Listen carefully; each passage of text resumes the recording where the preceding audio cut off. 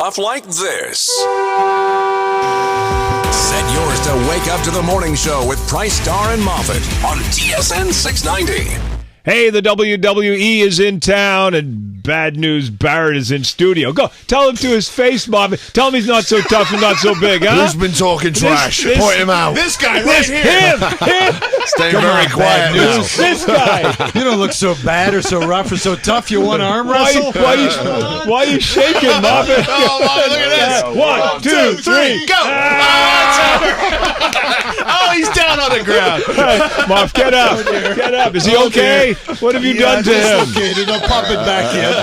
That's what happens when you go up against the 2015 King of the Ring. Boom. All right. You know, but I thought they told us he was like 6'7". I thought, all right, he's going to weigh like 400 pounds. Wrestlers that are that tall. Yeah. You're in like impeccable shape, sir. Yeah, I got to be lean these days. We've got to be able to wrestle for about 30 minutes straight. Wow. So the old days of 300, 400 pounds is just kind of disappearing very rapidly. What's the body fat? I don't actually know. I've never Zero. had it measured in my life. It's probably the lowest it's ever been on me. I've got very lean lately, so no kidding. It seems to be helping me out in the ring. Anyway, I won the King of the Ring last week, so that's kind of things are going well for me. How's the health? Because you've had some issues here and there.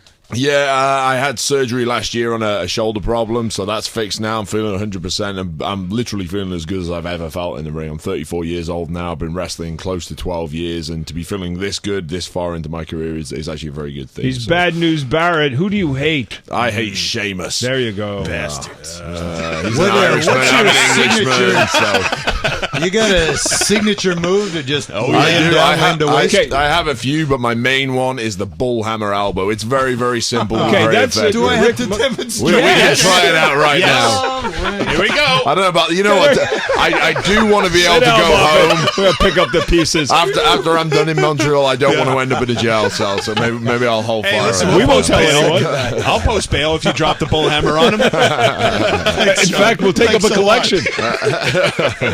First time wrestling in Montreal? No, I've been here a couple of times before. I think I missed it last year because I just had the surgery. But I've been here a few times. We always have a crazy house here. Whenever we come to Montreal, the fans are insane. So I'm sure we'll get more of that again tonight at the Bell Centre. How does a cocky young Brit like yourself rise from the mean streets of Preston to world wrestling supremacy? You know, a lot of hard work and dedication. I loved wrestling from when I was a kid. I discovered it when I was about 9 or 10 years old. Guys like Bret the Hitman Hart and the British Bulldog Davey Boy Smith, the Ultimate Warrior, all those guys. So I was a massive fan as a kid, and I just never grew out of it. And then I got to like 18, 19 years old, and I suddenly decided, I'm big enough, athletic enough, and if I wanted to and dedicated myself, I've got a shot at this. So there you go. Just gave it everything I had. Any other sports? I believe it or not, I played a lot of soccer. That's the huge thing. And I know you guys are probably all hockey guys. Should have sent you to Australia for their football. Yeah, I could have done that too, I suppose. But yeah, soccer was the big thing for me. But then I got to like 15, 16 years old. I kept growing, and suddenly I was too big and too slow to play that game. We could use you standing in front of Ben Bishop if you can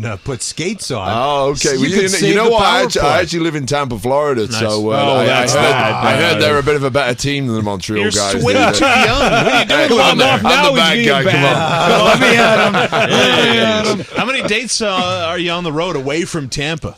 Probably about 280 days a year. We're on the road, so it's pretty intense for us. But my home is pretty much various hotel rooms around the world. I bet. Yeah. So you decide that you want to be a wrestler, but I mean this is Top Gun, man. This is top of the world. To go from that to that's an incredible climb. Yeah, it is, and I was always smart enough to have a backup plan. Like I went to university and I had a regular career. Education's overrated. Yeah, I know.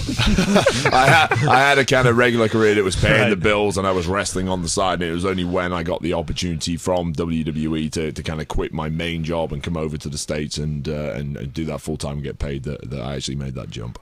Now, The Rock, once he was famous in the ring, crossed over into movies. Not exactly Academy Award winners, but have you thought of, hey, someone Why do you got to wants- take a shot at The Rock there for no Hey, reason? Batista, eh? too, What's is that the about? Guardians of because, the Galaxy, because man. he's not in the Who room. does it? How many people do Academy Award movies? Come on. If Bad News wants to walk into the role of his dreams, what's it going to be? You're going to knock some heads on Peaky Blinders, that British gangster thing? That's a good show. You got I a like Hollywood script you're considering? You know, I'm a huge Guy Ritchie fan, so I think something like Lock, Stock, or Snatch would be amazing. But ultimately, I think my dream role is to be the bad guy in a Bond film. So That's I think I'd like pull that. that off So, really well. did you embrace the heel role, or did you have to be sold on it, right? Because it's not easy being the jerk, being the ass. You're getting booed relentlessly.